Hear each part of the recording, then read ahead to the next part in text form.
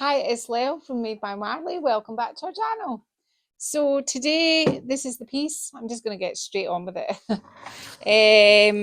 It's a bureau. It's a prairie piece. My favourite sort of things to do, like the feet, like the cut of all this, blah, blah, blah. What can I say about it? Needs a good clean. It's one where you don't have to pull these out yourself. It works itself. It's all working in order. I've taken the rack out of the back there because I want it to maybe have more than one use. What's today going to be about? So today I want you to follow along because today I'm going to be doing a moulded piece again. Now everything, I'm just going to speed through the beginning process really of the moulds because I'll get Martin to put a card up here to the moulding 101 video I've done, and that was just a recent thing, so it should be kind of in your mind. What moulds am I going to be using today? Got them sitting up here because I had to go and wash them, so I was professional to show you. I've got IOD Hidden Hollow, which is the fairy doors, the toadstools, Dewdrop Pond, and do you know what? I knew this was going to become a thing that I couldn't remember when I got to the end of this one. Olive Crest. So these are all the new ones. They're a wee bit wet. So you've got some frogs, dragonflies. I'm not going to identify too many things on this because you know that I'll make a mistake. Toadstools, fairy doors. Now, being a potter, one of my bread and butter when I used to have my pottery shop was making fairy doors. But, well, if you can save you a lot of time and effort if you cast them out with using a mould. And what I've done is, off camera, is I've cast a ton of them. I've done a couple of different sets of the doors. Not all of the toadstools, but most of them. And actually I've done all of those as well. I just cast these two on the olive crest mould because we will be using that as kind of vines. So what you're going to do if you don't have the moulds, righty tighty, you could get paper clay and you could pretty much make your own little fairy door and just keep it pared down and a little bit simple. If you do have any kind of flower mould with any sort of leaves, just follow along because you can do all the bits and pieces with that. You could use decoupage and if you just have the door mould and put the door molds on, just swap it for what you have. Just anything goes on this piece. It's just a little bit of inspo to kind of get the ball rolling. So I'm going to set these back up in here, bring over my molds, and we're going to start going them down because I've already made them. It's all good. Now, with everything, you want a little bit of planning. Now, I'm just going to hand make the roof, but I want the roof to come down on each one of these is going to be a little fairy house, but I have to kind of be mindful of my size of my door. I don't want my door being too, I'm going to have to re-egg that because my doors are quite big and I want it in context. It doesn't matter if you're drawing them with this with pen right now because you're going to be going over it. Now, the next thing, which is going to be a little bit scary to some, but not scary to me, is I am going to do something a bit like this on here. Now, these are going to be the windows. And what I'm going to do is, Martin and I discussed, I want this to light up. so Martin and I discussed many ways to do this. And Martin was getting all too professional, but I said, how about you just stuck a drill bit in it and rattled it around because I want them irregular shapes. And I'm just drawing these out so that Martin has, Martin, I'm sorry, my head is going to go in front of here. I just want to snatch this door a minute just to see that I'm on the right sort of height for my windows. I'm in Martin, I'm just going to, do I want more windows? I want some side windows down here. Let's not go there just now, right? So you can see what I'm doing.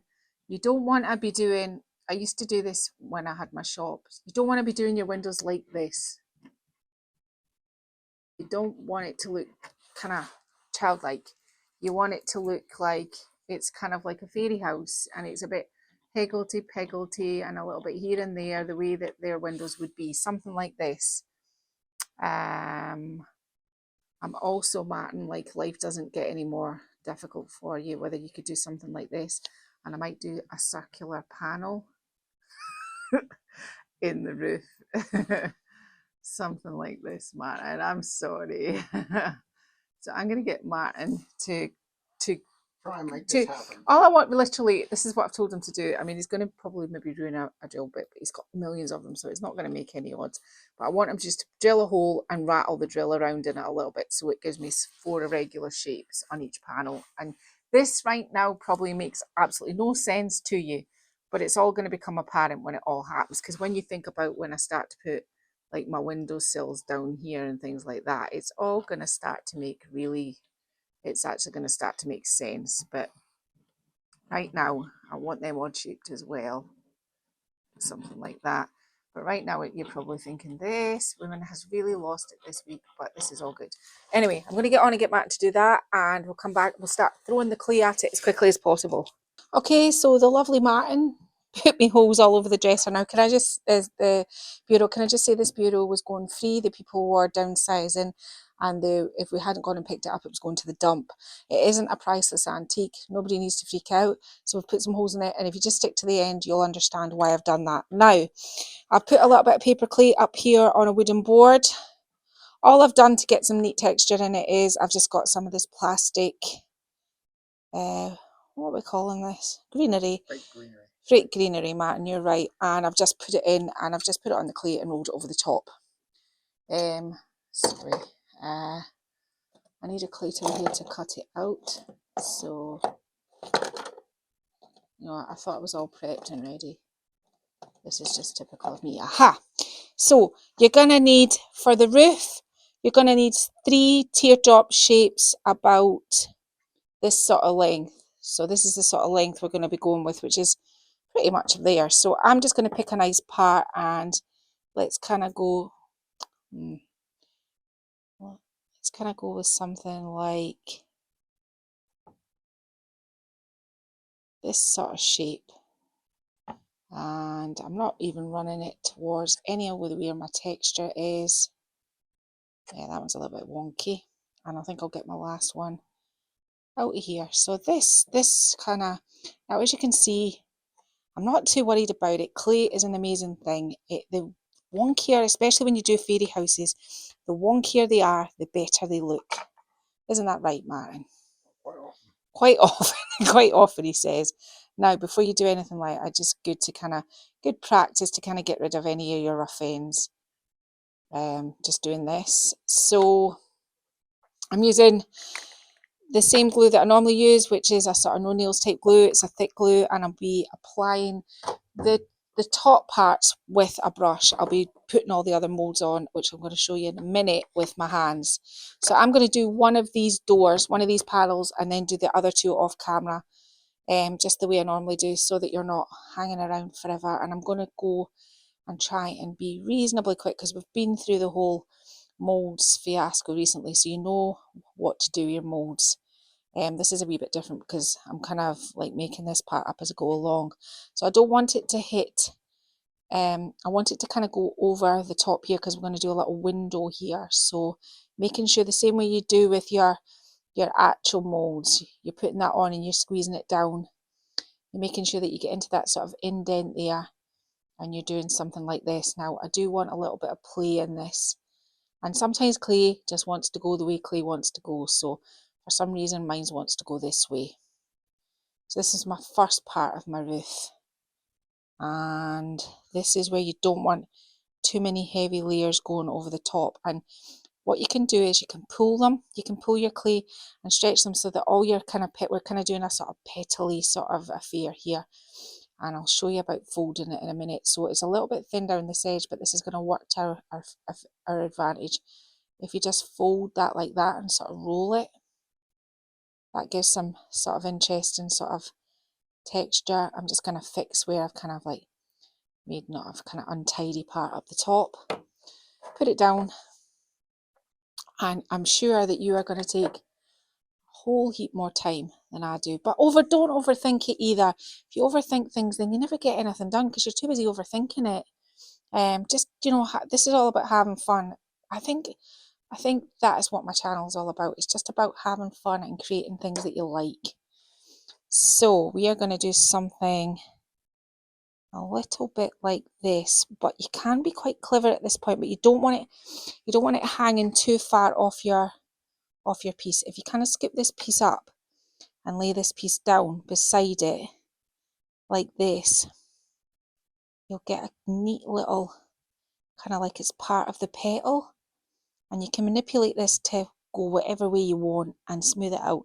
I'm going to have to maybe spend a bit of time off camera just making sure that this is all glued down, because it has to be. And at this point in time you can roll maybe that edge round there and shape that, as long as you've got glue in the back. Right, last one, and then we'll get to applying the mould. So again, I'm just kind of smoothing off anything there. I'm just going to make this one a slightly better shape at the top. And this is your regular Das clay, isn't it? Yep, this is, yes, Martin, you are correct. It is my regular Das clay. It is the clay that, Special about it. nothing special about it. It's just Das. And you'll see in the molds 101 video why I prefer it. Right, so I'm going to have to sit down for this one, because you are going to have to make this sort of work. So I want this edge to go here. I'm going to do something, but you don't want this hanging. You're gonna, if it was just a natural clay house you were making, you could have it sticking right out, but because this is on a piece of furniture, you don't want it, and you don't want any kind of sharp bits either. So you have to kind of like almost push it back down into the clay so that it's not sticking, like this one here sticking a little bit too far up. Right, now, making sure this goes over here like this. Now we'll get to sorting all this part out in a minute. You could, with your extra part here, and I'm not going to labour this too long, but if you quickly cut yourself out another couple of teardrop shapes, you could, which I probably will do off camera, do something more. Yeah, I'm just going to do this now. Sorry, I'm trying to be quick. I'm trying to be quick. So, no such thing, you say, Martin, eh? It's going to be a quick video. I didn't tell you this one was going to be quick, Martin. I didn't tell you this video was going to be quick. Other videos I say are going to be quick and they're not, but this one I didn't say was going to be a quick one. Making sure you make sure that you put glue on all of your surfaces right down to the edge.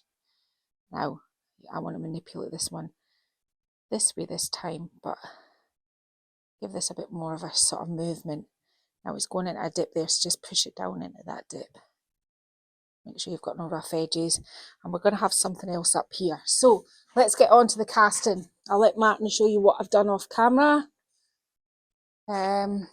Here's what we're going to be putting on the piece. So I think the first one we'll start with is this one here. So glue, plenty of it. You need to go all the way to the edges like this, all the way to the edges with all your molds. And when all these have been put on tonight, I'm going to have to wait a good few days for it to be dry, and the stable will take a lot more drying time, or at least have a really heavy crust. But I like to do it, I like to paint things when they're completely dry. Let's get rid of that little knobbly part there, I don't know what that's about. So far you're thinking, this looks a little bit rough and a little bit childlike, but I promise you, it will all come together. I just need to make sure that that goes right down onto there. Right, so get a bit of paper clay, roll it into some sausages, yeah? Then apply glue to the external edge of your sausage. And in this part, you want thick and thinner like this. You don't want it all to be the same. And then you're just going to do something like this. And then something like this. Now, the quirkier the shape of the window always looks better at the end. So you don't want them all straight. That is not what you're aiming for. And you don't want all your clay the same thickness either, because you want it to look like And make sure that there's properly adhered, and put this one in here. Give that a pat down. Now once you've done this, you can score it like this, like it's wood, and give it texture. Now I'm going to have to do quite a lot of cleanup, I can see around this edges. So make sure you've got plenty of texture to paint in at the end, like this. And then you want to bring, I'm not going to do all of them, I'm just going to do the one. So you know what, the next thing you want to do is you want to roll thinner sausages. And you're going to probably need a brush at this point because you don't want it to be too much glue. And you're going to fit this sausage into there like that. And you want it to look wonky. The name of the game for this, for the fairy, for anything fairy related, you want it to look wonky. Now, when I used to do pottery, I would maybe cut this in the middle. I'm going to just run it right across it. Just need a bit more glue. Oh, sorry, Matt, I'm hitting the camera. As I said, I'm only going to show you one window, and then we'll get to how that all looks. Now, you can get a clay tool and manipulate this. Sure that you've got it. It has to all be glued down onto your furniture. And then that way, this is one of your windows. Now I'm going to stop there because I quite like it. It's nice and irregular shaped. I've got plenty of I've got plenty of texture on it, and I know that that's going to paint really nice. When you put a lot of texture on it, it's going to paint nice. So that's that. Just imagine this created here. Yeah. So how are we going to frame this off? Because you know what I'm like about framing. So I'm just going to try and grab my sort of starter for 10. So I think we want to go down here with this part. Glue. I'm trying my best to hurry this up. What I'll do is, I think, is I'll glue one of these on, and then I'll do one at the other side, but I'll do that one off camera so that you're not just staring at me applying mold. But the reason why I'm doing this is so you can see where I'm considering putting them. Now, that's something good to work off there. Like that. Yeah. Now, I'm going to glue up another one and put another one here off camera. And I'm probably going to get a piece of this, which came from the olive crest mold, and well, actually, do you know what? I'll show you this part now. Sorry, I'll show you this part now. I'm trying to be quick without rushing through it at 100 miles an hour because it is really important that you saw me cutting this one up the last time. But again, cut it here, get rid of that little, and here, and just start shaping it up. This is going to take part, like sort of make a sort of, almost kind of like, I was looking at what I could make ivy with, and I like this one when it's all glued together. Brush here. Make sure, yet again, and I'm just repeating it over and over again, that you put your glue right to all of your outside edges. So stick that piece in there, and then maybe this long piece.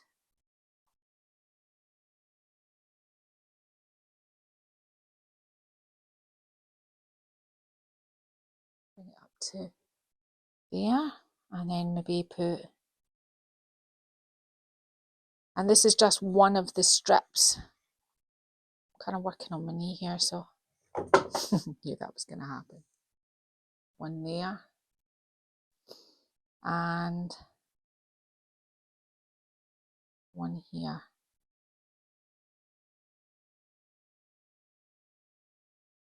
Which probably going to fit in here. I have to make sure that it doesn't go any further down in here because this is the bureau door and we don't want to knock it. Yeah, there is going to be quite an awful lot of tidy and clean up on this, but it will be worth it. Yeah, I'm going to put the other one of these ferns on this side off camera, and then I'm going to get ready to show you the next part. Okay, so what did you miss? I kind of slightly shortened here. I took a cut away, and I've left this piece sitting out because I want to show you what I'm about to do. I'm about to put more glue. All I did was pinch it together, pinch it, twirl it until you, maybe not that much, pinch it and twirl it until you get to a sort of nice, neat sort of kind of like a point, and then just stick it back down and mold it into the shape you want. Now, I've said this before about cleaning up round molds. I've just got some water on here and just a little bit of water, and then a cloth, just making sure you don't want to add too much water around about them, but again, you don't want to have something that's not gonna have, like, it's going to be hard to paint and you're going to have a bit of a mess. So clear up as best you can. It's a messy business, and your paint will be reasonably forgiving. Well, mine's will be because I'll make it nice and thick. But now, other thing I did was I realised in perspective my door was too big, so I cut a part off my door and I just moved it down and made it look like a doorstep. So we're all good there. I've put my vine on here. I had to cut away what I did here because I forgot about these things that pull out. I'm okay with this part here, it should be fine, but there was a whole load of mould in there and this is where it ends, so up to here. So the same will happen on the other side. These two middle parts, you can, if you're doing a bureau, you can do whatever you want. Now, I've got some little mushrooms here that I'm going to put on, and I thought these ones here with the texture were good. I think they're called chanterelle. Were good for sort of bushes, made it look like it had bushes. And so I'm going to put this one in here, and I'm going to bend this one into this section here, making sure that it's tucked down and it's properly glued.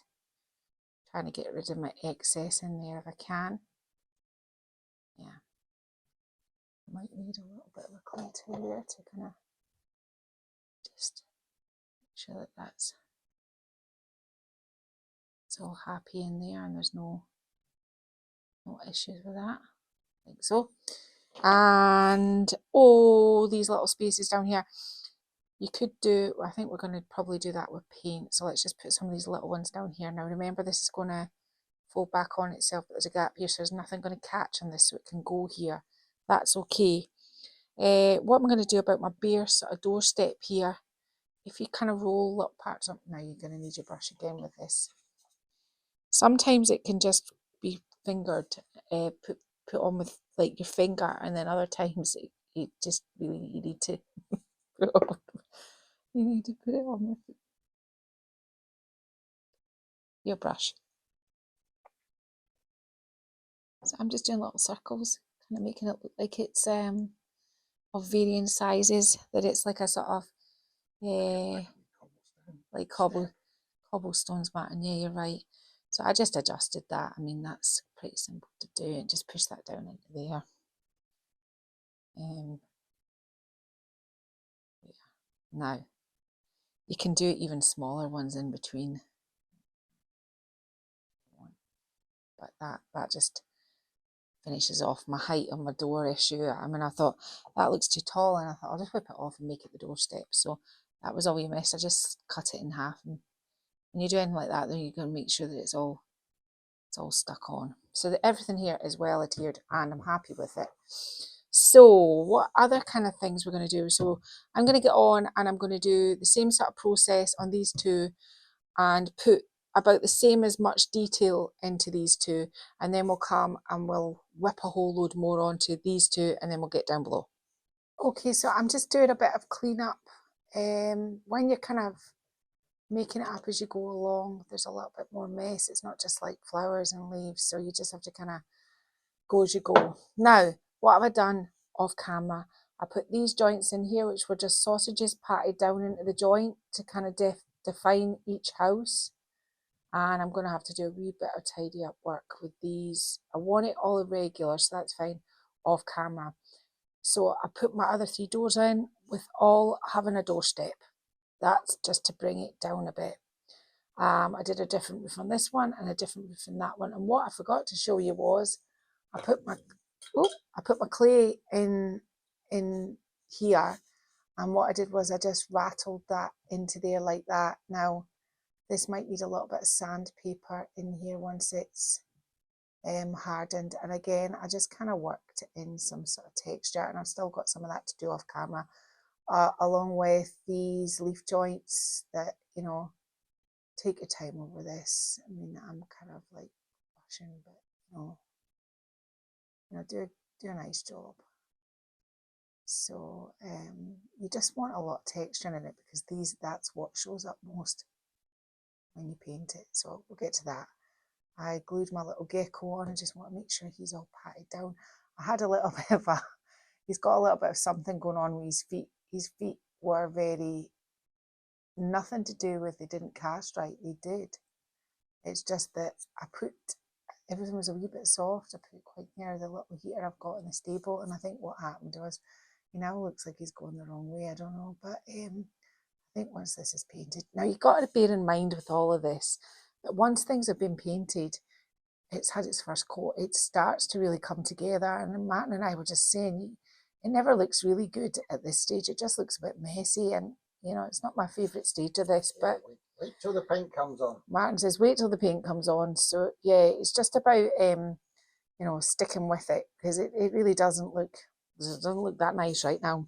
So what else did I do? I cut up the vine and I put it along there. I'm trying to fill in now all the negative spaces, leaving this space here because I don't want it to come up any more than that. I put the hummingbird on. I put some snails round the top of that joint, and one going up the door that way. I put some ladybirds in, and the next thing I thought I would do, I've got a frog here, and I thought I'll put my frog on here, so I'll show you me doing this.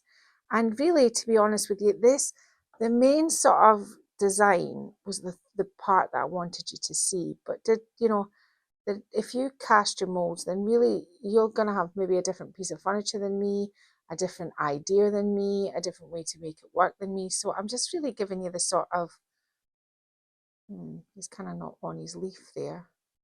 Bend his foot down. There we go. It's beautiful on there now. Really happy with him. He's gone on there. Clever things you can do. The toadstools with their little thin stems. You can glue those up, and you can have those coming out the top and bend it like this to make it look like a little chimney. Just give that a little bit of glue over the top, so a little bit soft looking. Not broken. So that makes me a good little chimney there. I've done my sides on here. I need something for here, and maybe too much. Not that. Maybe just a couple of little. Here they are. A couple of little ladybirds, maybe going in a little sort of trail. Maybe one going here, and one going up here. Now I can see that Martin's homing in really close, and I understand that right now this is not at his prettiest form, and it's going to need quite a bit of clean up. All of this here. So it's starting to kind of take its shape. So I'm gonna have a quick fiddle with this off camera and just get it maybe a wee bit more. I want to fit, obviously I broke up some more of these ferns here. I just split them and cut them into 3. So these big ones here, I cut them into 3 just for sort of kind of like negative spaces. I've got a few other pieces and parts here, so I thought, I would just, because I want this to kind of run along the piece. Now there's this molded part. I could have filled it and made it smooth and continued my molds, but I'm not. I'm just going to incorporate that into my design. I'm just going to stick that up under there like that. Some little parts here maybe that I still have to fill, because I just want it to be that this bottom part's quite heavily molded. So maybe move that along there and put that in there. And you can see what I'm doing. So I'm going to get on, tidy this up a little bit. I'm not too worried about some of the glue parts, like I'll get rid of these parts. But you do want it nice and clean, really, to be honest with you, if you're going to paint it. I'm going to be putting sort of design work in here, so I'm not too worried about this. I've went and glued this part, and I don't think it's got anywhere to go right now, unless I give it a quick cut.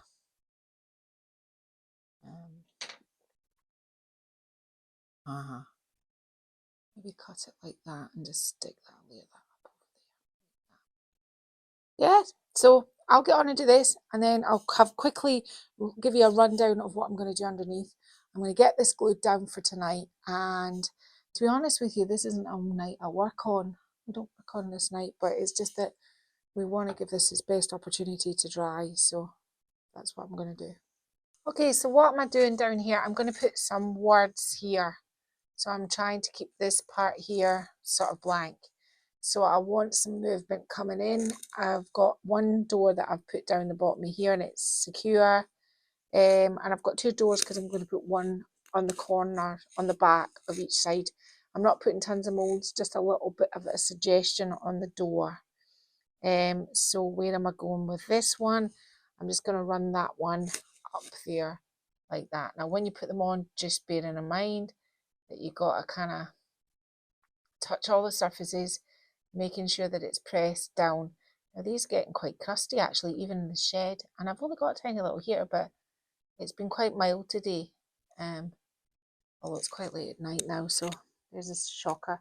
So what am I going to do now? I think I'm going to run probably these sorts of things, maybe break them up again and run these along here like I did up there. I think that's maybe a good idea. I've got some big mushrooms, so let's get some of those on. Let me see, I've got this already cut up piece. I'm wondering whether I could I'm getting very close to the edge there. I think what I'll do is just break off those two leaves there, smooth this out here, and put this on here. I'm kind of reverting to a palette knife at the moment because my hands are getting so gluey and sticky, and I think sometimes when your hands get gluey it creates a little bit of a mess, and I'm not wanting this to look too messy. So what way am I going to apply this to make it look, I think really I'm going to have to bend it this way, put it coming down the side of that. Sure that I apply it really well, and I get a clay tool and just work that in there so that it's nice and tidy, basically, and just kind of do some texture in it as well so that when it's painted it looks good. But I think you get the kind of general gist. I don't really particularly want to have too many things and not have enough room for this sort of typography, but I'm wondering whether maybe I could go, yeah, we'll put this on here, but I'm not going to show you much more of my my process on this. I think you're getting the idea. You make your molds and then you just choose. And as I said at the beginning, if you don't have all of these new molds, that's fine. Just use what you've got and just steal a little bit of the sort of run with that sort of idea that you like. So I think I'm going to do something like that. That kind of quite nicely sets the scene for maybe some of my words, which means when I've got a big thing here, I'm probably going to want something like maybe one of the sort of smaller sized ones. Put that here. One more and then we'll call it quits. And so the next time you see this, think what I'll do is, so that it doesn't go on for forever, I think the next time you see this piece, the mould will be on and I'll have solidly coated it in a base coat of colour. That's going to be predominantly. So I think I'm going to base coat it in a sort of greyish colour. It's an odd choice, but I think I'll base coat in it grey, and then I'm going to do quite a lot of dry brushing and things to accentuate all the moulds. So I'm just going to get on. I'm going to do this, and I'm going to have a really good tidy up of the piece, because my hands are getting messy and it's starting to look a little bit untidy, and I'm not exactly liking that. Okay, so I've been away and done what I said I was going to do. I've painted it a really dark grey. Now it is a really dark grey, and this will become apparent as we go along. It's easier to put moulds on furniture and then put pale colour over the top of it. So much easier. When it's a dark colour, you're there forever and a day. Martin and I have had 4 attempts trying to colour in all the little white bits. We've got as far as we've got. There are little white bits in it, but they're going to be covered in paint. But I do quite like to make sure that it's all covered. What I would suggest is do your first pass with all your moulds, being as meticulous as you can, looking up, side, and below, and then go back and water down your paint twice as much as your paint, 2 water, 1 paint, just so that your brush is really wet, so that you can get in. You're not changing the colour too much that there's going to be a colour differentiation, but enough that you can your brush can, with a watery consistency, can get in amongst the moulds. So that's a little top tip here. Now, talk about colours. People ask me all the time about colours. Colour is just one of those things that you just kind of mix and you play around with and you have fun with. But sometimes I do this thing where I knew, for example, I wanted to do my toadstools a sort of melony pink as opposed to a red, but I wanted to have a dark red in there as well.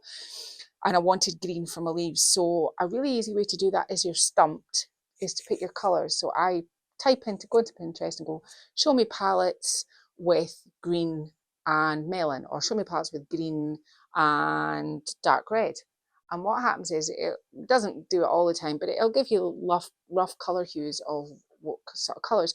Now you'll get lots of them, and you have to kind of sift through them and go, that won't work, that won't work, that won't work, this might work. And so I'm going to show you how I did it.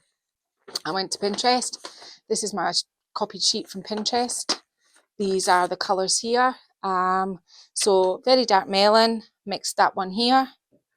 Light green, this one. Medium dark. Now, some of these have been mixed, some haven't. This one here is just Burgundy Annie Sloan paint. This one here is predominantly just Duck Egg from Annie Sloan green with a tiny, tiny little bit of Antibes green. The melon is some Burgundy and Capri Pink. That's that. And the greens are just a variant. This is just Antibes green with a little bit of dark green. It'll come, but no, not Barcelona, Martin. The dark green is a place. Oxford, no, that's navy. Scandinavian, no. Oh, hang on a minute. This is just going to bother me. It's just going to bother me. I just need to tell you. Amsterdam green. Did you say Amsterdam green? I thought you said Oxford, right? So Amsterdam green just went into the Antibes green mix in this. This here was just the Antibes green with a tiny little part of the Amsterdam green and a little bit of orange, believe it or not, mixed these. So that's my colour mix if you use Annie Sloan. This is it here, and you'll see it's pretty much what I wanted. Now you're probably thinking, interesting choice for this, but this is what I'm going to be using. I'm going to stop the camera, put my mix mat up there, and we'll start with the top, and I'm probably going to show you roughly how to do one door, which will probably have the whole technique for the whole thing to be able to do the whole thing. Now, why am I choosing to do it this way? You're probably thinking, why is she not painting it first? Because this isn't going to be the colour of the dresser at the end of the day. The dresser is going to be the new green from Annie Sloan. Martin, what's it called? Coolbar or something. Coolbar green. But it is currently on a DPD truck winging its way towards me. So it's a different shade of green. And it's probably a mix between these two, but lighter, maybe this and this. So it's going to be green at the end of the day. Why have I done this dark? When I used to paint ceramics, Martin always used to be completely amazed at Christmas time when I did Santas, because I painted them all black first. And then I brought up the colours. So today is really predominantly about painting. We've just had to get this far to get here. we are going to be using techniques, and we're going to be stippling, dry brushing and painting in all of these shapes. And I'm going to show you why I've put the dark underneath. The dark is so that it sits and it pops, and we'll bring our light green, our new green, up to the edges when it comes that time. But I'm going to get set up and do no more talking. I'm so tired of talking, and get up to the top, and let's get on to it. At this sort of close-up level, you can see all the little parts of this, and there are actually quite a lot there. That's horrifying. Now, this paint colour here, forgot to mention it, it was just burgundy with a little bit of Napoleonic blue in it that made that purple. Now, the best thing to do is just decant tiny little amounts onto your bit of cardboard, bit of paper, your mix mat, whatever you've got. It's good to have a bit of cardboard or something that's got a little bit of absorbency. So I've just got a piece of decoupage paper that I cut something out of, and I'm just using the back of that because it's absorbent. Shiny paper won't work. Now, brushes, yeah, these really kind of old, messy brushes, like these are old acrylic, these are old ceramic that I use for the ceramic. This one here's a nice soft one. Everything you do, you need to dry brush. Now, the colour isn't going to instantly happen because you're going to put it on in stages, and this takes a little bit of labour of love. Oh, and another thing I was going to just run through as well, you probably thought, that's a load of moulds, how long did it take her? It took me an hour and a half to cast all of the moulds for this piece, and it took 1 and this much of a block of DAS clay. So Martin, can you do the calculations? Right into money. Yeah, how much that would be? About £7 it's cost me to do this. So for those that are going, oh, that must be really costly, or that must be really labour intensive, an hour and a half in a good audiobook is brilliant. An hour and a half if you're kind of in the zone and you get something out of doing that. An hour and a half of me losing my mind if it's me, but never mind. An hour and a half for your moulds, £7 for your clay. So when you kind of put that against a transfer or something else, you're quids in. So let's start with these. I'm just gonna get the right sort of brush because everything's sort of different sizes here. Yeah, this one looks to me like it's a good one. Sorry, Martin. I'm going to start with the sort of melony colour, and I've got too much on that. Ignore that one. This is why I haven't painted it green first, because what happens is you're going to make a mess as you're putting this on. So this is dry brushing these parts, and when we dry, we'll put another colour over the top of these. So this is why I'm saying it's too messy to just, don't worry if you get onto other things, it doesn't matter, because you're going to be coming on and you're going to be doing those. So where else is there? One up here. And this is why I've got the black on it. And there's a sort of flower that I thought I might do these ones here. And just the, now where there's that little bit I've missed, I'm going to have to go a little bit heavier in there just to make sure that that's, so that's those ones, right? I think maybe I'm not cleaning my brush now for the changeover to go into the burgundy. I'm just keeping it, and my ladybird, this is my burgundy.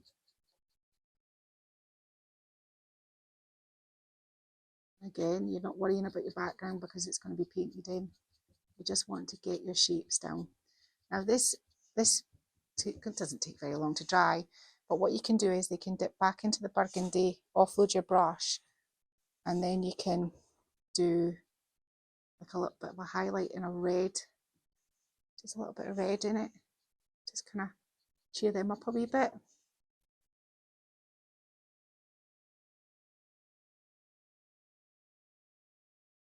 Just cheer all those up. Now we're swapping brushes.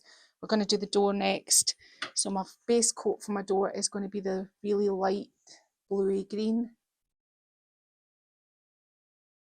Don't worry about the branches being that colour right now. That's not a problem. Now this I want it kind of solidly going because I actually want to put another highlight over the top of this. So I'm going to go quite a lot of paint on this.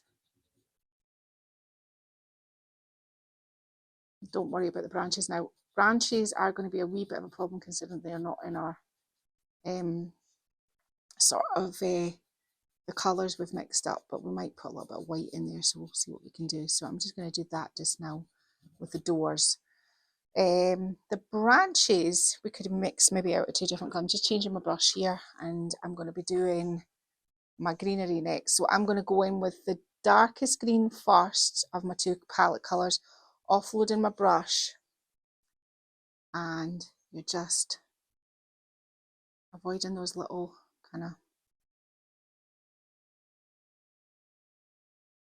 it will start to magically do something, but too much paint on your brush, it'll just start to appear and you'll go, oh, maybe you won't go. I'm not going to go any further because I'm just keeping on this door just now. Now you are going to take your time on this.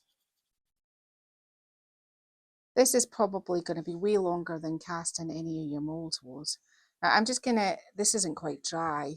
I'll do these ones up here with still my darker green, offloading my brush.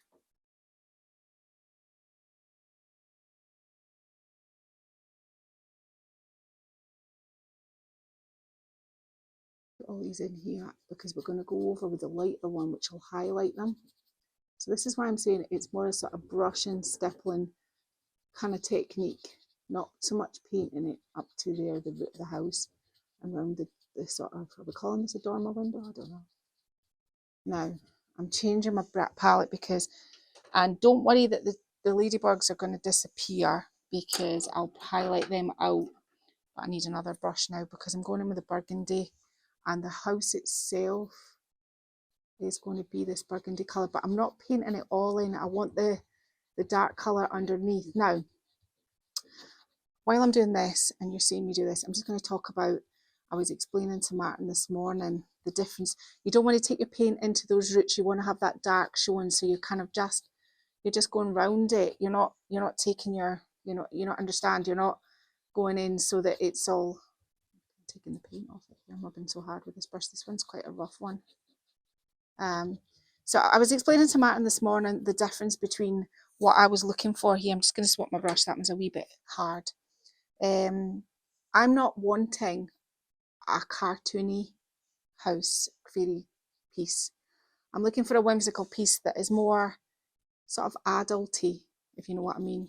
It's for children, yeah, but if you colour your piece pale first, or you just go in with sort of primary colours like bright reds, it's going to make it look more, it's going to have a cartoon effect that you don't want in your, well, I don't want that in my work. I want it to be, oh, by the way, as well, these are a bit wonky now because when I went, after I finished the other night, I stood back and I went, I don't like the sort of the straight lines, so I just pushed them in and I just kept the glue there for the texture. I wasn't, so we do something like this, and then we can go back in with this brush that we used, the light blue, and go down here around our windows. Now, this is just a starter for 10. The good thing is we've got loads to do. Well, I'm sure it's not a good thing for Martin. Now, where we did down here, we want to come in now with our lighter green brush. So I've got the light green on it now, and I'm just going over it again, and that's just highlighting and giving it a whole different sort of dimension now. You see where that's happening? I like it when it's kind of dark down at the edges. I think things like that reminds me of when I used to paint my ceramics, because I used to do things like this, and they're a wee bit kind of like, you're just kind of, you're building up your layers as you go. Layers are important. It's going to make it look really cool at the end if you take your time and you do it this way. And round there. Because all this round about it, it's going to be the other green, and we might graduate the green out. I have to wait till I see when it arrives what I think about it. Now, we are going to run into problems because the mushrooms and things, I want sort of cream and I want my branches sort of brown. But this is the kind of starter. Once you've done this, you can then start bringing, like I've got my purple here. I'm not going to put my purple in there. I know I want these purple throughout the, I think I might do these stems purple. Do you know what? I'm just going to go rogue, and I am. So where I kind of overshot the mark on that one before, doesn't matter if there's a little bit of red in there either.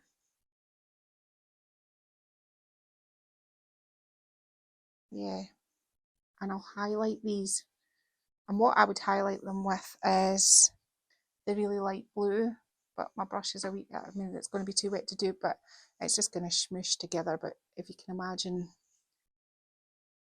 don't want to smoosh it, something like that, but I'm not going to do too much because it's not dry to do that. But and we'll get to all our spots and everything at the end. So I think I'm going to kind of build up the colours as I go.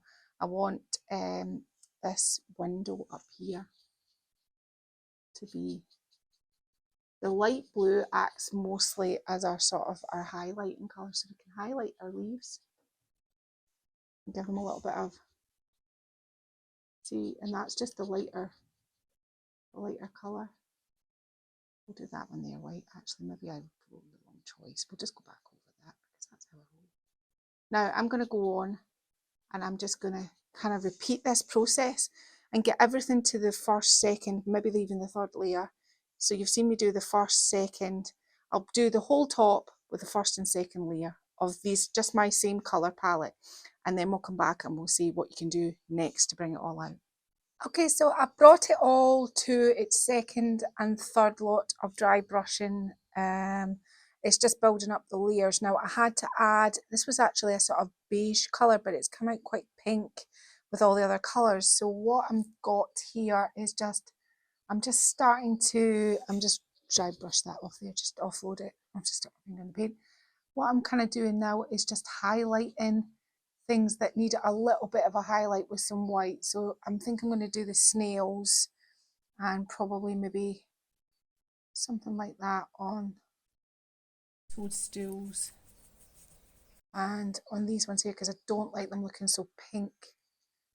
I just trialed some of that pen on there. Now, still haven't done the hummingbird. Let's give this root a little bit of a highlight up here.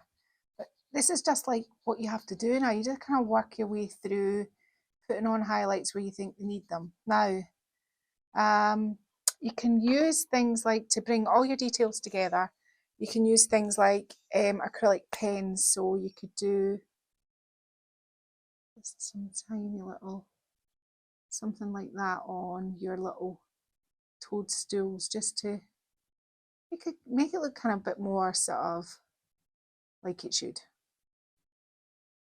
Yeah, you would want a black pen on your ladybugs, and just do some dots on that.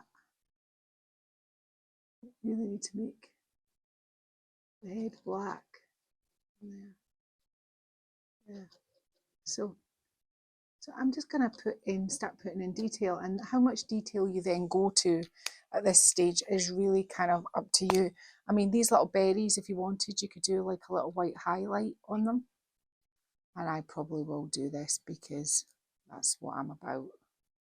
But I'll do all these things off camera. But if you wanted to do these little, I've made these into sort of little flowers, and I've done the same sort of, they're the same throughout the piece. So I'm keeping those like that. Here's a toadstool up here that I'll put some wee dots on. And I'm just going to use some pens just to kind of put in some detail, and how much detail or how much detail you do or don't put on it is entirely up to you. I'm going to need to let it dry before I can put the pupil in. But this is me just putting all my little pieces and parts in. I'm just going to go around it, and you can see I'm not, I'm making all of these the same because it works with my vibe, but obviously they're all different kind of toadstools. Something like that. And as I said,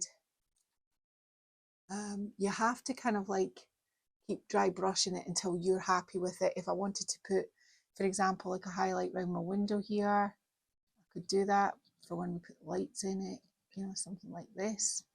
A bit of highlight showing that there's some light in the window. I mean, how far you go at this stage is entirely up to you. Weeks. Yeah, you could, Martin's right. Weeks. You could probably go on. I'm just seeing if this is dry, see if I can put the little black spot in. It might not be dry enough for me to show you, but yeah, I mean, yeah, you could take quite a lot of time at this if you wanted to. This here is just going to be recreated all down the front here. And once I've done all that, we'll get back to trying to sort out when the main colour is going to run. Are we decoupaging in this section down here? Are we just stamping it? We really kind of have to just kind of work it out. I haven't done the hummingbird yet because I was just contemplating doing it, sort of dry brushing it this purpley colour, and I thought maybe I might try and add some little gold highlights onto that one. But everything else it's starting to kind of like, when I see things like this, I'll be wanting to put like a little berry highlight on it, just just like that, yeah, things like that, yeah. Oh, and whereas see these kind of ivy sort of here, I just used like kind of dry brushed a bit of pink over it, and then I just used my pen in here just to kind of like highlight that. And I mean, you could do the same here with the leaves on this door, just to bring these out, and do something like that, just to kind of add your little bit of interest. These are the details that then obviously bring it all together, things like that. Okay, so I'll get on and do the underneath part. Okay, so this is what I've done with the bottom half. Now, I've maybe had a wee bit of a rethink. I think I might go for more of an olivey green as the overall colour, because when I start to butt up quite close to these, the other green that's coming is quite a light green, so maybe not the best way. So all these little things like this, don't worry about it when you're dry brushing. It gets a bit messy. I made a little, I forgot to say, I put my frog on, and I do have moulds with crowns on, but they weren't appropriate, so I just made a wee crown for the frog because I thought it worked. My daughter thought that was quite funny. So what I want to do is I'm going to put words in here, and I'm going to do one time. But I need to start blending this out with white. The rest is going to blend into greens, if you know. So you're going to need some soft brushes to do this. And it's the same sort of principle as before. You're just dipping your brush in. And can you see how much I'm offloading it? I'm offloading it quite a considerable amount. So I'm going to start, because I want to have the grey kind of showing through. Now I can have it whiter, more white in this, more whiter on the centre, and sort of kind of fade out when it comes to it. So when we're coming up to here, you're just kind of going around it. Sorry for the noise. I've got everything on a table now because of my knee. So I had a funny moment. The other day, Martin said to me, how about a hydraulic table? I said, oh, no, I don't need one of them. Just get me a table and cut the legs off it. And he was like, oh, okay. And then yesterday I was watching a video of somebody with a hydraulic table, and I was like, oh my, I'd have loved a hydraulic table. and I just said, no, it doesn't matter. So, but I've now looked at prices of hydraulic tables, and I'm thinking I won't always have a bad leg. You told me it was a waste of money. Just get an old table. It's my Scottishness coming out, you know. I'm like, oh no, I'm not wasting the money on that. But oh well, when I saw the hydraulic table, I was like, oh, I've missed out here. Should have just said yes. Should have just said yes, yeah. Anyway, I'm hoping that I won't always have my bad knee, so that's. I mean, maybe I'll probably never go back. Maybe now I'll quite enjoy having things that I don't have to bend down so much. So, so you can see what I'm doing. I'm putting more on my brush in this joint here. Now in this joint here, I'm gonna just kind of like rub it along in here. I'm looking for a cloudy sort of, you know, like fairyland kind of look. So you can see what I'm doing. Just kind of like fluffing it out, if you know what I mean. So I'm going to fluff out all of these edges. Now, when I get into the closer edge ones, I probably will shift to something quite small. Oh, just touched up there. So just a tiny little brush, offload it, and I'm probably going to do something like this around here, because I want to keep the dark. This is why I didn't want to paint it in the beginning. I want to keep this cloudy sort of edge up into here. Can you see what I'm doing, as opposed to painting it close right in? I don't want that. So my brush was a little bit heavy handed there. So the time I get up to about here, I'm going to be doing the green, so I'm not kind of worried about it too much. So just kind of dry brushing up into here, but keeping your dark colours, and any texture like that there, fabulous, that was put on when we added the glue and things, will just stay. So we're coming up round here, this toadstool, dragonfly. So it's going to be another one of those ones where you just kind of have to kind of work with it until you get the job done. but it's better you use your little brush in and around here, and then you can be a bit thicker around the handle here, bringing it out to that. I'm probably going maybe this part here, I might actually go back to this when I go to put the green on. This might be green, but you can add a little bit of water if you want, but you're really kind of dry brushing, and you don't want to end up looking like it's a painted look. You don't want that. You want this sort of cloudy effect that just having a little bit of paint on your brush does. Don't worry if you touch up against things like that, just looks like a wee highlight. So that is what I'm about to do now. So I'm going to go off and do it just about round here, round the bottom, the white, because obviously when it gets to about here, we're going to start transitioning into our greens. Round our frog is going to be green, up around green, and up round everything else is going to be green. It's just this white section here where the lettering is going to go that is white. So that's all I'm going to do. I'm just going to do that, and then the rest from here on is going to be green. Okay? Okay, so we need to make the transition from this to solid green.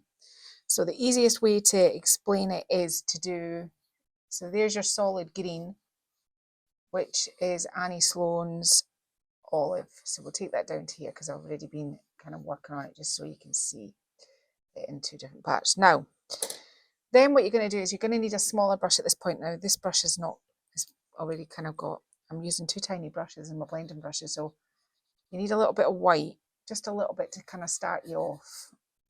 So you've got something to butt up against. And then just taking your little brush, imagine you were blending, but on a bigger scale. So you're starting to blend this in, this green. That's why we put a little bit of white on it, just to help it move into here and up into there. And so you're kind of blending it away almost. Can you see that sort of, now there's nothing really left, it's just white. And then you can continue with your dark green here. And that is all I'm doing all the way around. So here I'm going to just I can just bring this green right up to this dark edge. So you just kind of pattern it down into there. I don't mind if there's some of the dark colour showing through where that piece of furniture is. So up into here. So I'm just going to show you that again so that we've got it. So imagine this bit.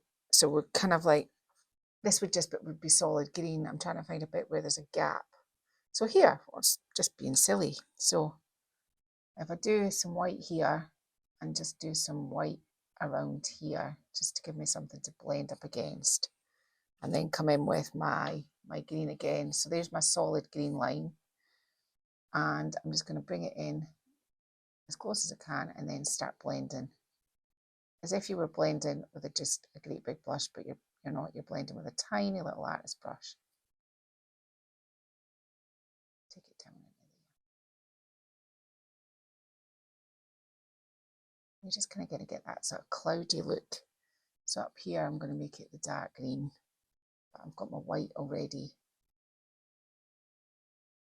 So I'm just going to bring that down into here and just continue that sort of cloudy into there like that. And all I'm doing is just creating a sort of transition line that isn't too harsh. You don't want to go from white to green. You have to kind of do something about it. So this is how I'm going to do it. Just mix it around like this until I'm happy.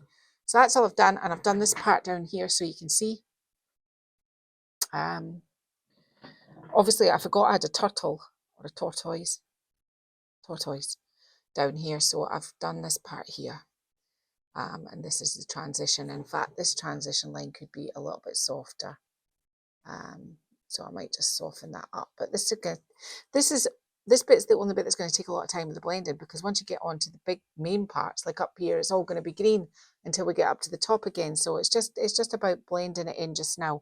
And I really like this sort of cloudy sort of, and how I did that was I just stippled that into there to get that sort of cloudy effect. And I might do some of that cloudy green just in the middle here, but that's all I'm doing. I'm just start with, I think when it's small and you're doing it with small brushes, do your dark, do your light, and then just blend them together. Just make a transition between the two. So that's all I'm doing here. So I'm just going to go on, I'm going to paint this front, and when we get up to the top, I'll show you again how we're going to blend that round there. I'm just really taking a couple of minutes just to run through where we're at. So I've done all this and I've blended it out. It's got maybe a wee bit of jiggery pokery still to do.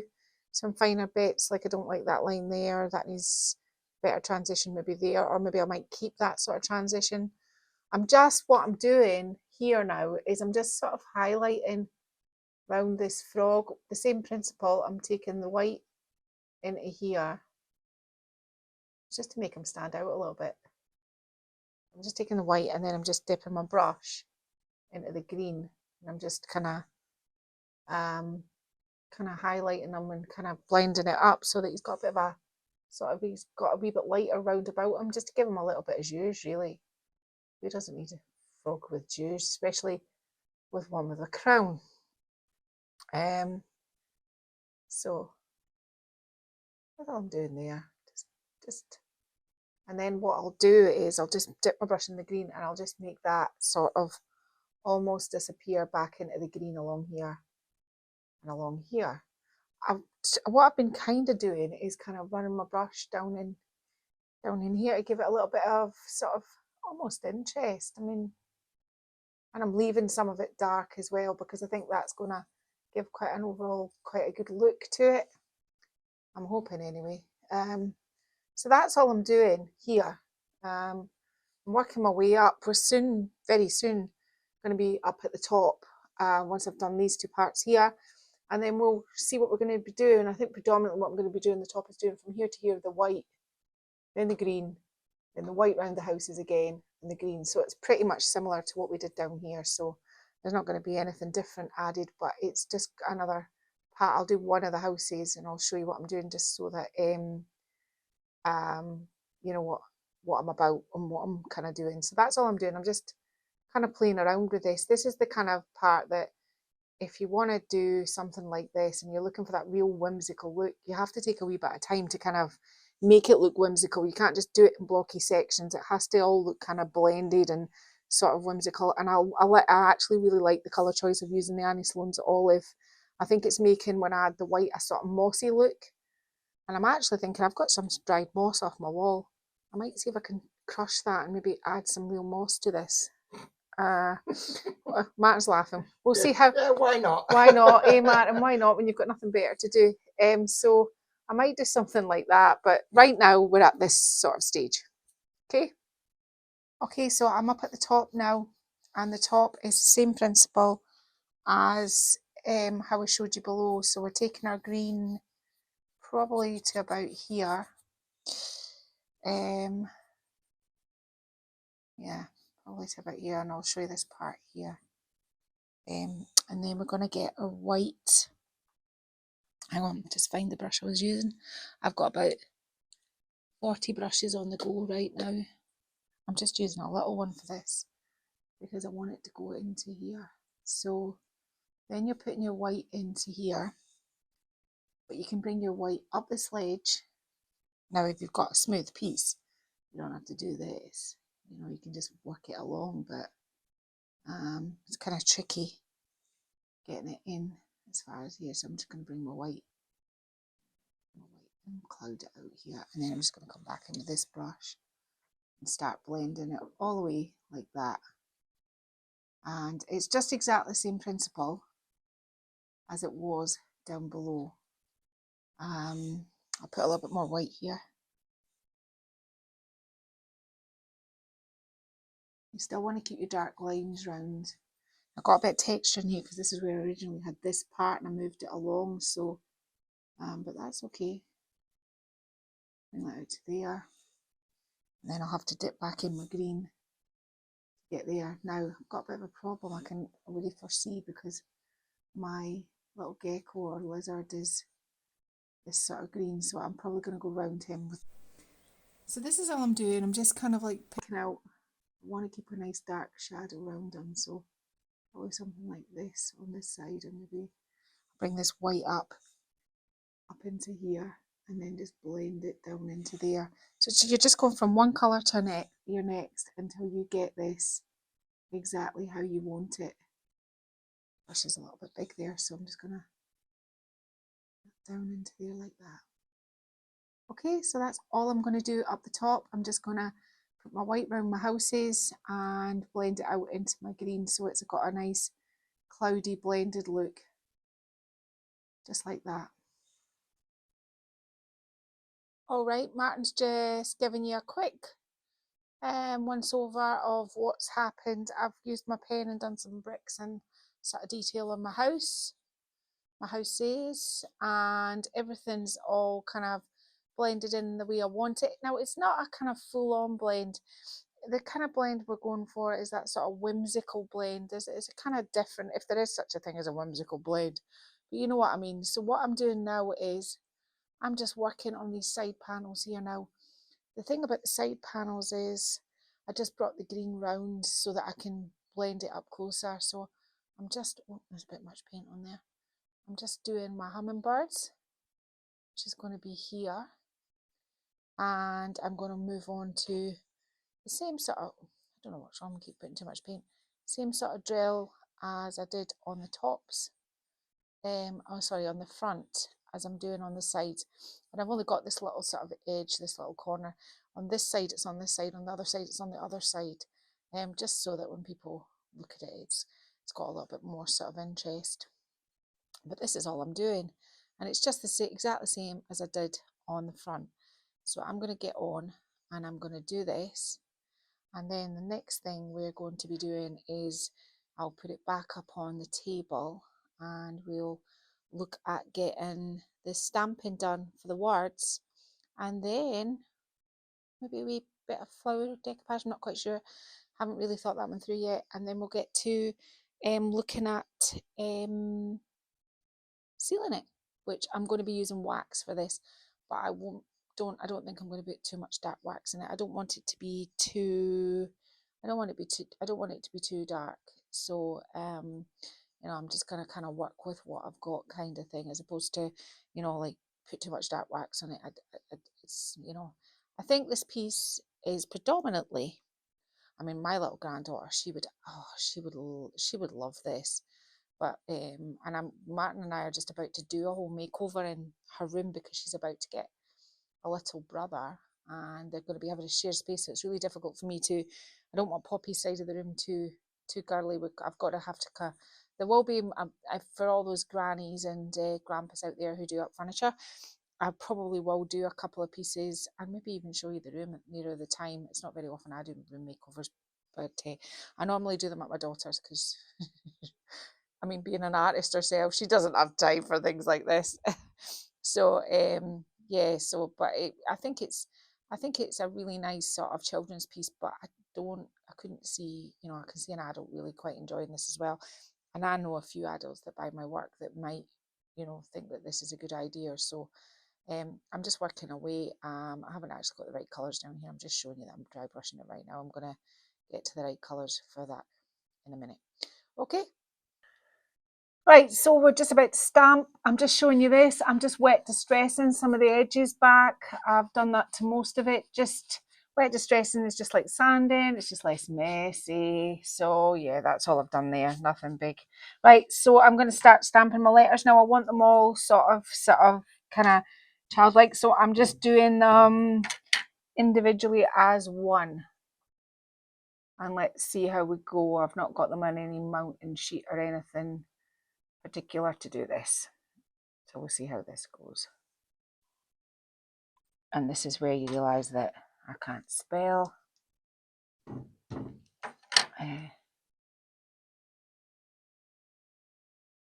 Making sure that you're touching all the pieces and parts here, stamps, and I'm using black, it stays on ink. So I'm just, because I'm not going to get you to endure me stamping all of this, but literally what I'm going to get it to say is once upon a time. What letter's next, Matty? I'll do my E like that. So I'm just going to do this, and then actually we'll be working up on the top part because we have to put something in where I strip the leather off in the inside of the bureau, so that we could make the holes for the lights. So we'll be working on that next, but I'll finish the stamping on here first, then the next thing you'll see me is decoupaging up there. I'm just rolling some paint on the Kind Disregard stamps that the lovely Pat sent me all the way from America. It's just it's thunder and lightning outside in case you hear something. It's just to complete this sort of almost the storybook look. I'm not being too precise with it, as you can see. It's not even straight, I don't think. And I'm not pressing down on all of it, just some of it, to get that sort of distress look. I'm just gonna ink it up again, and we are very much getting to the end of this. I don't want to sit it all back down and have it go on top of one another, so I'm just going to do this pat there, and maybe if I could fit it in here, maybe down here a bit, pat here, and take it up into the corner up in here. And that is pretty much what my intentions are for there. There's some kind of patches where it hasn't got, do something like that that just fills those gaps in. Yeah. Now, I've seen another gap, sorry. Okay, so that's that done. My next thing is, Martin and I have just been trying out the light inside and giggling because we're that childlike that we enjoy the lights. This is the part where I took the leather off, because when I wanted to drill the holes to make this into a light, I needed to do this, but it's obviously ugly. So I have got just made up this on the computer. It's nothing special, and I just want to be covering this up with decoupage paper. So that's all I'm going to do. I've got 2 sheets of this. I'm just going to make sure that my rim is, I've got it all sorted out with my nail. I'm going to go ahead and I'm going to apply the 2 sheets of this. I am probably going to dark wax it just to make the white on the background a little bit darker. And then I am going to wax the complete outside. I'm just going to do that off camera, and then we'll come back and we'll decide whether we want any coloured waxes. Okay, so I knew I said I was going to go on to waxing, but I'm just letting you know what I did. I put the decoupage paper on, and then I got an X-Acto knife, poked the holes in from both sides, and then I tried my best to camouflage them. That's why I picked a really tight, busy pattern, so because I knew I had these holes. I had 2 frogs from the IOD entomology transfer, which I stuck on, and I just done some little crowns on them. And I'm just showing you the light. When I put the light inside, it's very bright. I don't want to shine you in your eyes. When the light goes in, I'm going to have this dark edge that I don't like, so I'm just going to paint this edge dark and seal this as well, and then Martin will get to, well, I mean, it's just Velcro, stick it up there so that the windows all light up when you close it. And we've already tested it. I haven't gone from this side yet just to check, but then I'm going to wax it. And I just wanted to show you this part of the waxing. This is just the clear wax that I'm putting on right now. For those that doubt the robustness of the moulds when the moulds are on, I mean, I am absolutely, really, I'm really rubbing into these because I need to do that to make sure that everywhere is waxed. But it's just to give you an idea of how robust everything is once it's on your furniture. That was just a quick sort of so this is the kind of way that why I was saying in the last moulding video I did, you know, there's a way to put moulds on, there's a way to give them longevity, and there's a way to keep them on for good. And the way that I've done it, these are not coming back off, so I'll get on and I'll wax this. And then I think what I was just saying to Martin is, I think I'm going to maybe add a tiny little bit here and there of some white wax. No, white wax, Martin. Wow. White wax, Martin. You weren't listening to me. I wasn't listening. Sorry. White wax. I don't want to dark wax it. I don't want it to suddenly become too dark. I want to kind of lighten it in some areas. So white wax. So that's what I'm going to do. So I'll just get on and do this. Okay, so all I'm doing now is I'm just running white wax into it. I've done down here. All you do is you put it into your seam, running it along, and then wipe it back with your finger so that your white wax settles nicely in there. Now you could use dark wax if you want, but I chose to use it. It's not very often I use white, but I'm wanting to brighten it as opposed to darken it. So I'm just rubbing it into where I want it. So a wee bit of highlight up in here. And in some areas I've run it down right into the mould like that to give it some, because I do want some like heavily white areas. So maybe down the side of that house, not on my doorknob there. Maybe something like that on the doorstep. Yeah, up into here. You can put it up.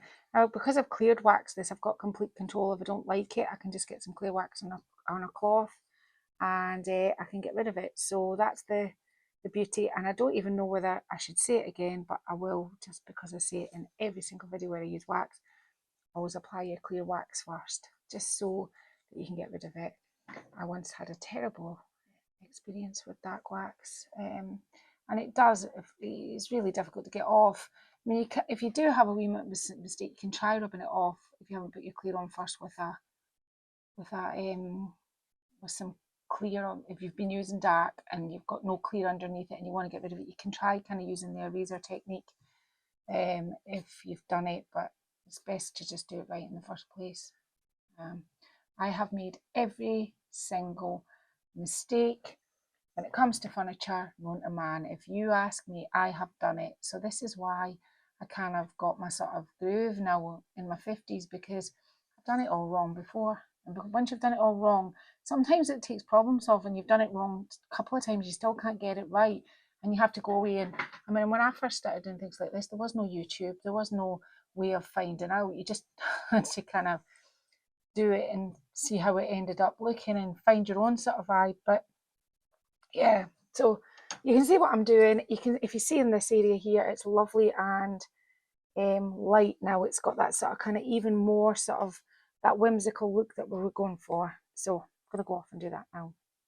Okay, so the cute little whimsical, magical woodland extravaganza bureau is finished. In a minute, we'll switch all the studio lights off and you can see that it all lights up through the cute little windows. But right now, I need all the studio lights. So what did we do? We cast the molds. It took me about an hour and a half to cast all the molds. How much money did we say it worked out as, Matty? One and a bit. So about £7. About £7 worth of Das clay. That was applied with a thick all-purpose glue. It was left to completely dry until all the molds were completely hard. I quite like it better doing it that way. That's what I did. I left a gap at the bottom for my words, Once Upon a Time, which is stamped with StazOn ink and the IOD letter set stamps. It's got doors, birds and things on the side. It's got a wee frog with a crown. I did the dry brushing sort of thing where I made it dark and brought up the colour. Inside has had a paint job too. It's all been done. I've camouflaged where the little fairy lights are. It's got the light inside. It's just a clickable on and offable light. I took out the main letters thing because I wasn't sure what people. I wasn't sure. I was thinking a child's nursery, but I was also thinking an adult who liked whimsical things and a gin bar.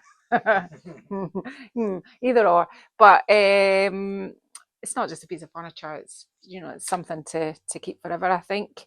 I would give it to my granddaughter Poppy, but she would literally wreck it in 5 minutes because although molds don't come off, I'm sure she could make it happen. So we're going to go and put the studio lights off and show you in the dark. But before I go, I'd like to say thank you to all our new subscribers. It's really appreciated. I am sorry that my videos are always so long. They take forever and a day. It takes so long to make a piece, and I always think you need to know step by step what to do. So I'm sorry about that. Push the bell.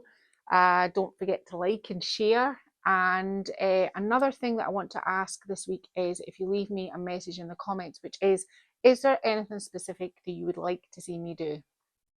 A style, something you're not quite sure of, something that you think I would like to know a little bit more about that, and I will see what I can do and we'll see if we can help you out along the way.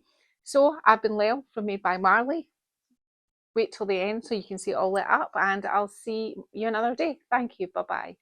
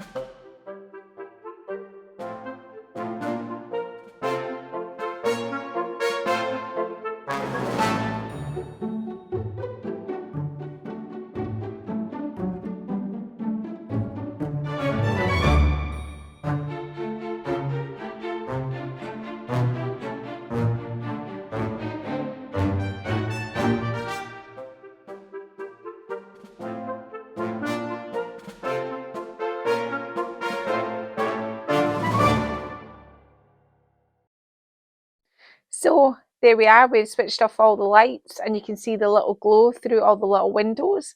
So imagine how cute this would be in a little kid's bedroom at night as a little night light, or just because you like your furniture to light up. I don't know, it's entirely up to you.